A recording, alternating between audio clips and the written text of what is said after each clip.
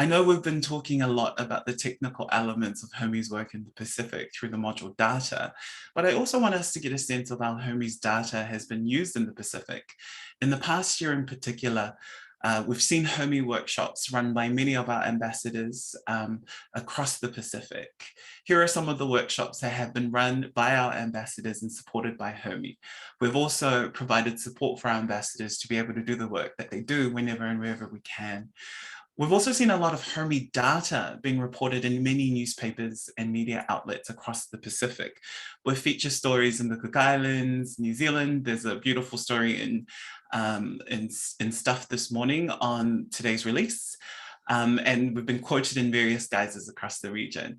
But to help get a bit more depth about this, I think I'd like to ask someone working in the region, in particular, HRMI's co-ambassador for Samoa and student support manager for the USP Samoa campus, Ronna Lee, to come through for a quick talanoa. Talofa, Ronna, soifo Manuela Afionga, how are you today? Thanks, Patrick.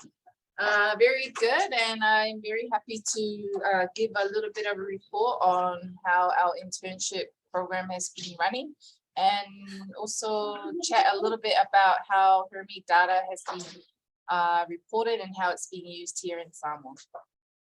Great. So what's the weather like in beautiful Samoa? I'm really jealous that I'm not there with you. It's happy hour every hour, so. That's great. Well, yeah, so thanks for joining me from your campus. I was so lucky to come and visit you a couple of weeks ago. USP Samoa campus is beautiful. I was hoping I could get you to talk about, yeah, kind of what you mentioned earlier, but also maybe could we start with you sharing how HRMI as a group organization has helped you with the work that you're doing in Samoa?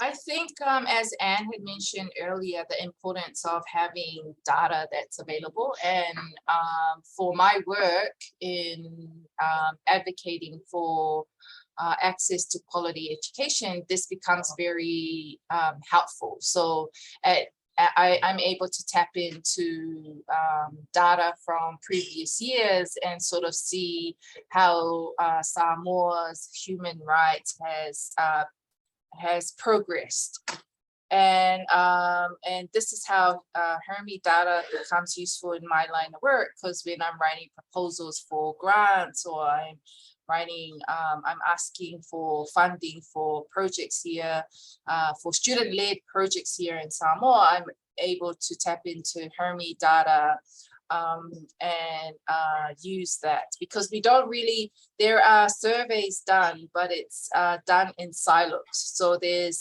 and they are targeted at specific topics. So those working in, for example, in media, they mostly survey and focus on the freedom of speech and freedom of expression, and those working in, for example, domestic violence, they do surveys on domestic violence, and those working in climate change, you know, you get the idea. So all of these data are kind of spread out, but it's the good thing about HRMI data, it's in one database and you can access it, and it's public information. So I'm able to cite it and then provide the links to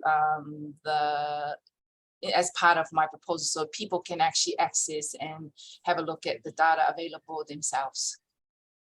Right, that's great. Yeah, thank you for sharing that.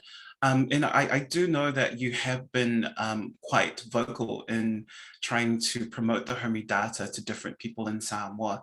How have people in Samoa that you've been working with, you know, reported on the data or used data, if you have any examples that you can think of? Yeah, so Samoa Observer, I think, has been one newspaper that has used HRMI data, and it's the only daily print newspaper that we have in Samoa. So they have in previous years used HRMI data, but this is something we need to improve on here in Samoa, is to promote awareness of HRMI data and how it's readily available for anyone who wishes to use it, which is why, as part of our, because our internship is just coming to an end, or it has concluded. The 12-week internship just finished, and we are going to have a HRMI workshop next week on Friday. So this is something that we're hoping to do annually, is to promote HRMI data, and we're inviting the media houses of Samoa, as well as some key stakeholders from the Ombudsman office and some key people that are doing work around human rights, and also a couple of ambassadors will be invited also. We're hoping for them to attend, because the idea is not for us to promote HRMI data to those who can use them, and also to promote the program so that we can find more funding so we can continue the HRMI USP internship. Because I think this internship has been very instrumental in helping our students, not just those who are studying law, but any of our students who are interested in doing work around human rights. It's been really helpful for them to learn about data, how to interpret it, and how to present it. So yeah. Yeah, thank you for that, because that was kind of what I was going to ask you about, was next was about the impact that HRMI is having beyond just the Pacific module data collection. It's also in the internship and the capacity building space.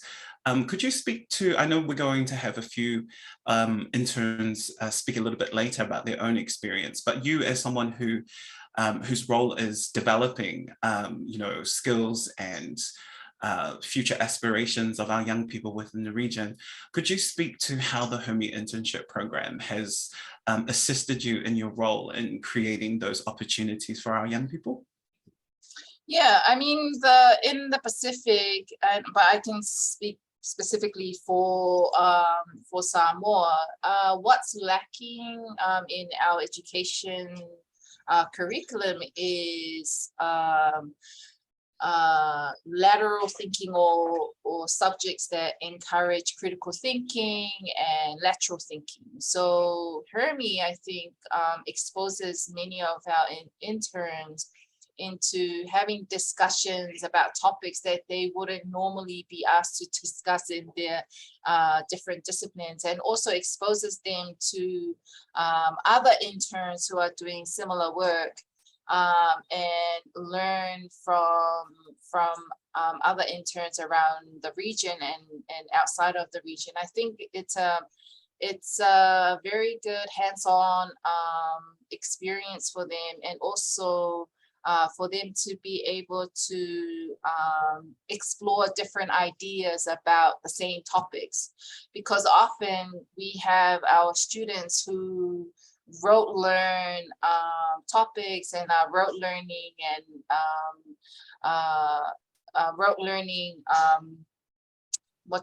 so they would memorize ideas and rote learn ideas from their lectures and what's the resources that's available to them. But I think the internship exposes them to different students from different cultures and different backgrounds, and enable them to engage in conversations and create ideas that are outside their normal spheres. So that's what I enjoy about having HRMI, is I'm also able to have these types of discussions with our students who would normally shy away when I ask them questions about, oh, what are your opinions on this topic? They always behave like I'm going to give them a grade, I'm going to grade them their opinions about topics, when I'm just asking them questions about what their thoughts are on a topic. So